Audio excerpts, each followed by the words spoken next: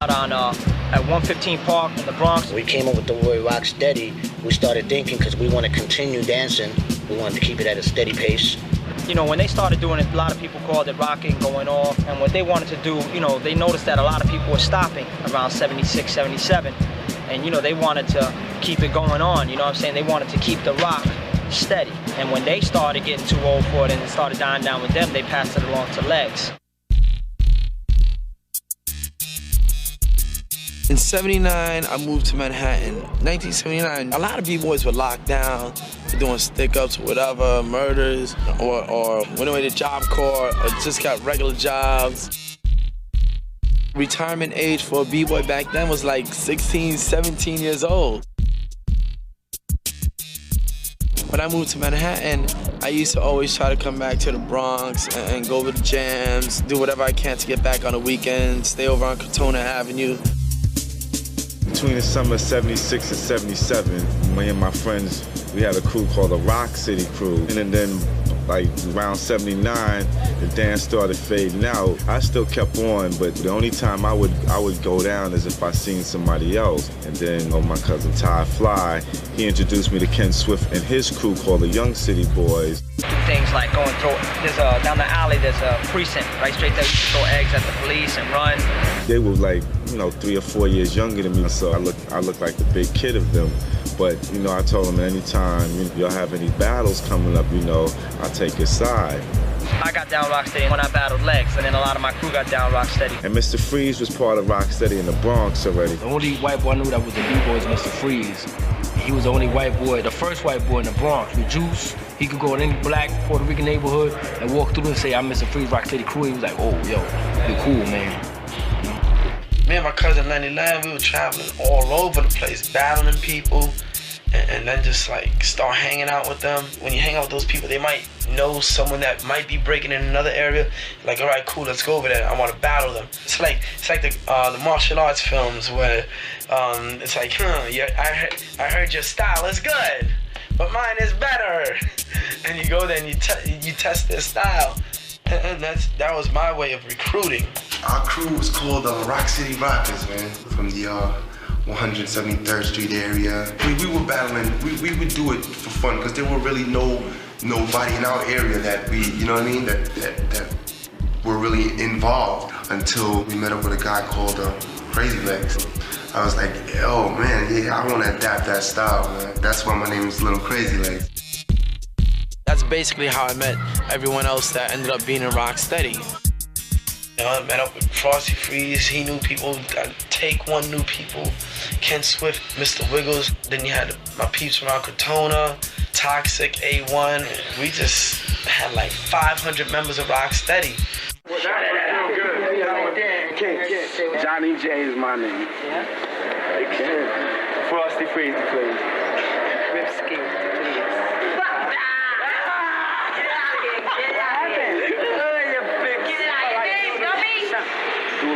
Dualism.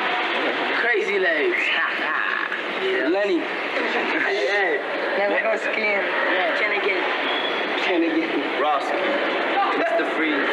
Top block can't be stopped. One of the first times I met Rocksteady and we did something together, Henry Chalfant, legendary graffiti photographer, documentarian, got together with the Rocksteady crew because so many graffiti artists used to come to Henry's studio to look at his photos of the trains that he began to realize that a lot of these guys were also breakdancers. Hence, they were the Rocksteady crew. Henry knew me, he knew a bunch of other heads, and he said, listen, I wanted to put together like a show. And they projected the slides up of the graffiti while a Rocksteady crew danced, and I rapped, and the DJ was cutting it up. And that was reviewed in the Village Voice. The Village Voice wrote a big article on that. And from then, it seemed like it was on. We started doing that. Henry Chalfant put us on. What we were doing is we were breaking up Rocksteady crew into two groups. It was Rocksteady and Breakmasters for shows.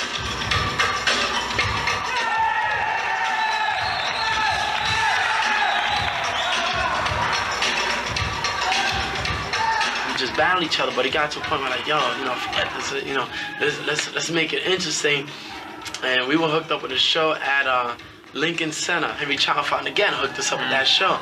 And it was like, yo, let's see, let's battle dynamic in a neutral ground now in Lincoln Center, Manhattan, boom.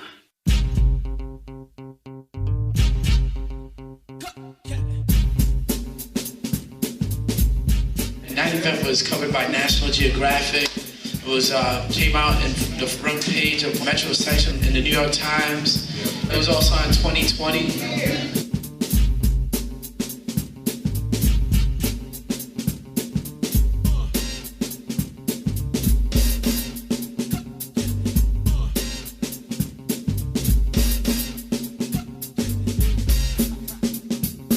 And they showed it on Channel 7, ABC News. I just remember seeing legs on the news, and I was like, oh, dip, like that's legs.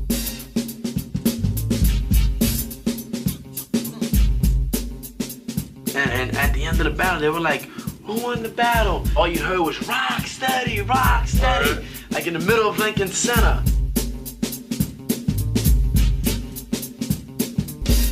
One day I was watching TV and I saw Rocksteady on TV, and I was like, whoa.